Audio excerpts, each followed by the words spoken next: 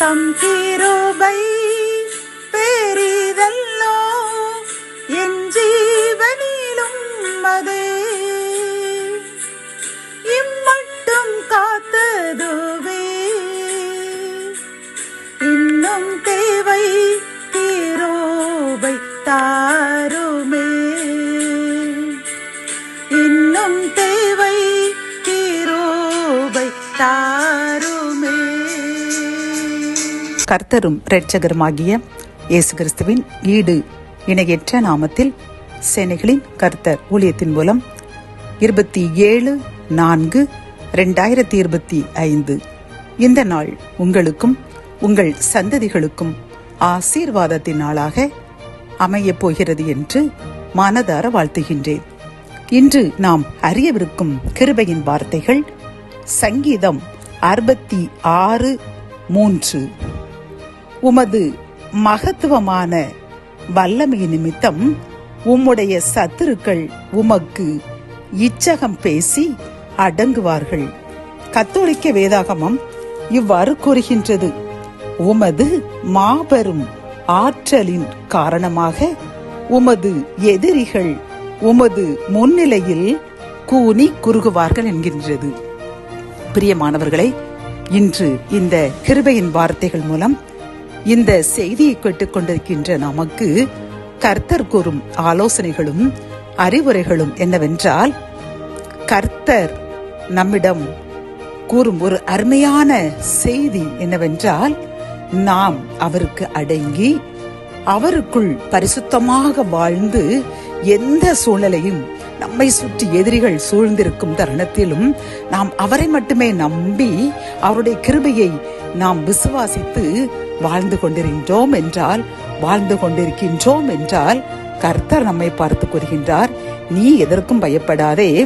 எந்த சத்துருக்கள் உன்னை சுற்றி வந்தாலும் அவர்கள் உனக்கு விரோதமாக இச்சகமான வார்த்தைகள் பேசி உன்னை அவர்கள் வேதனைப்படுத்தி குழியில் தள்ள வேண்டும் என்று காத்திருந்தாலும் நீ கவலைப்படாதே என் அன்பு மகனே மகளே, நான் உன்னுடன் இருக்கின்றேன். சத்துருக்கள் உமக்கு விரோதமாக இச்சகம் பேசி அவர்கள் தன்னுடைய காரியங்கள் வாய்க்காமல் போறதினால் அவர் அடங்குவார்கள். நான் உன்னுடன் இருப்பதை அவர்கள் அறிந்து உனக்கு பயப்படுவார்கள். உனக்கு பயப்படும் பயத்தை சகல ஜனங்களுக்கும் தருவேன் என்று வாக்கு கொடுக்கின்றார். பிரியமானவர்களே, நீங்கள் இந்த நாட்களில் கடந்த சிறிது வருடங்களாக, மாதங்களாக, நாட்களாக உங்கள் சத்துருக்கள் பெருகி நீங்கள் நிந்தைகள், அவமானங்கள், இனி என்ன செய்ய வேண்டும், செத்துறலாம் என்று கூட உங்கள் மனது நினைத்திருக்கும். அப்படித்தானே? ஆனாலும் நீங்கள் கர்த்தரை மட்டுமே நம்பி ஓடி ஆலயத்திற்கு சென்று அவரை மகிமைப்படுத்தி, எனக்கு நீங்கள் மட்டும்தான் உண்டு, எனக்கு உதவி செய்ய யாருமே இல்லை என்று படித்த கண்ணீர் அவருடைய துருத்தியில் உள்ளது. பிரியமானவர்களே, அவர் அந்த கண்ணீரை கண்டுவிட்டேன், உன் விண்ணப்பத்தை கேட்டுவிட்டேன் என்று கூறி, அது மட்டுமல்ல, உம்முடைய சத்துருக்கள் முன்னிலையில் உன்னை உயர்த்த போகிறேன் என்று வாக்கு கொடுக்கின்றார். ஆகவே கவலைப்படாதீர்கள், கண்ணீர் வடிக்காதீர்கள். நீங்கள் அவருக்கு நன்றி மட்டுமே சொல்ல வேண்டும் என்று அவர் எதிர்பார்க்கின்றார். ஆகவே எழுந்திருங்கள், துதியுங்கள், பாடல் மூலம் மகிமைப்படுத்துங்கள். கர்த்தருக்கு நீங்கள் உயிருள்ள நாள் முழுவதும் விசுவாசிகளாக அவருடைய கிருபையை பெற்ற அன்பினை பிறருக்கு எடுத்து கூறும் சாட்சிகளாக வாழுங்கள்.